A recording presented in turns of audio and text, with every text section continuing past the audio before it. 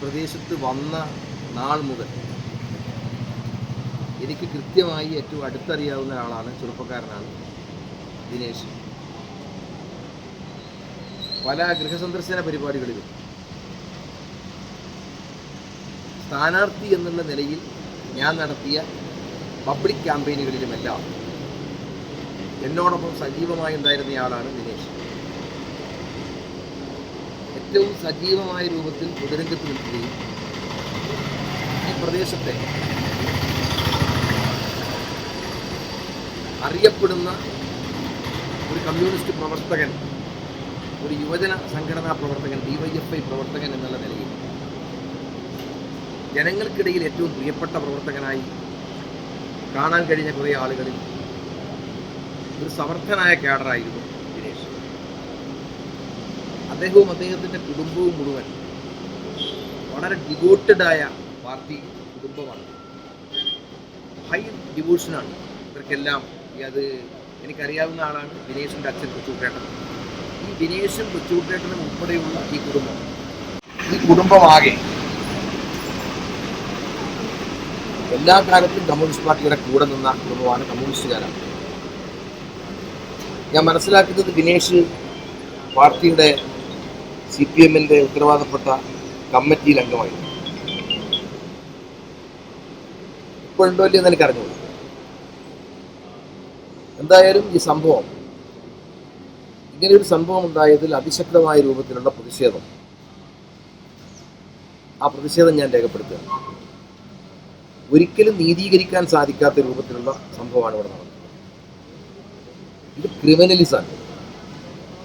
ഇത്തരം ക്രിമിനൽ പ്രവണതകളെ ഒരു കാരണവശാലും ആരും അംഗീകരിക്കാൻ പാടില്ല, നീതീകരിക്കാനും പാടില്ല. നീതീകരിക്കത്തക്കതല്ല ഇത്. അതുകൊണ്ട് ഇത് സംബന്ധിച്ച് പോലീസ് ശക്തമായ നിലപാട് സ്വീകരിക്കുന്നു എന്ന് തന്നെയാണ് ഞാൻ പ്രതീക്ഷിക്കുന്നത്. ആ നിലപാട് പോലീസ് സ്വീകരിക്കുകയും ചെയ്യണം. ശക്തമായ നിലപാട് തന്നെ സ്വീകരിക്കണം. ഇപ്പോൾ തീവ്രപരിചരണ വിഭാഗത്തിൽ ICUവിനകത്താണ് അയാളുള്ളത്, ദിനേശ് ഉള്ളത്. ഇവിടെ കുറേ നേരം നിന്ന് അദ്ദേഹത്തിൻ്റെ പിതാവിനെ എനിക്ക് കാണാൻ കഴിഞ്ഞില്ല.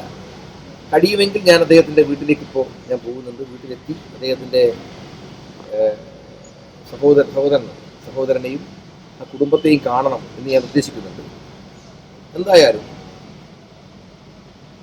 ഇപ്പോൾ PK ദാസ് ആശുപത്രിയിൽ മതിയായ ചികിത്സ, എല്ലാ സൗകര്യങ്ങളോടും കൂടിയുള്ള സംവിധാനം ഇവിടെയുണ്ട്.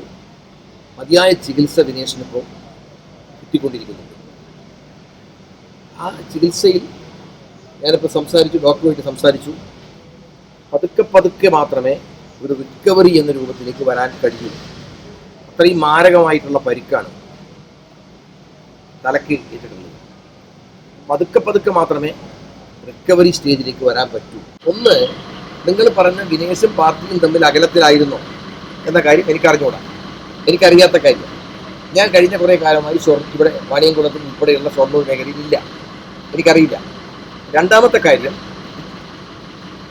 ഭിന്നാഭിപ്രായം പ്രകടിപ്പിക്കുന്നു എന്നതിൻ്റെ പേരിൽ അങ്ങനെ ഒരാളെ വിക്ടിമൈസ് ചെയ്യുന്നത്, അങ്ങനെ ഒരാളെ ആക്രമിക്കാൻ ആരെങ്കിലും പ്രോത്സാഹനം കൊടുക്കുക നമ്മുടെ സമൂഹത്തിൽ? അത് ജനാധിപത്യത്തിനെതിരുണ്ട്. ഇങ്ങനെ ചെയ്യുന്നുണ്ടെങ്കിൽ ആരും ചെയ്യില്ല, അത് ന്യായീകരിക്കില്ല. അത് ജനാധിപത്യം എന്ന് പറയുന്നത് തന്നെ, ജനാധിപത്യത്തിൻ്റെ അടിസ്ഥാനം, ആധാരം എന്ന് പറയുന്നത് വ്യത്യസ്തതകൾ തമ്മിലുള്ള സംവാദ മണ്ഡലമാണ്. അതാണ് ജനാധിപത്യത്തിൻ്റെ ജീവൻ എന്ന് പറയുന്നത്. അപ്പോൾ പല കാര്യങ്ങളിലും വ്യത്യസ്തമായിട്ടുള്ള അഭിപ്രായങ്ങളെല്ലാം ഉണ്ടായി എന്ന് വരും. അപ്പോൾ അങ്ങനെ അഭിപ്രായങ്ങളെല്ലാം ഉണ്ടാകുമ്പോൾ അതിനെയെല്ലാം പൊരുത്തപ്പെട്ടു പോവുക, മറുപടി പറയേണ്ട കാര്യങ്ങളിൽ മറുപടി പറയുക എന്നതാണ് ജനാധിപത്യത്തെ സചേതനമാക്കുന്നത്.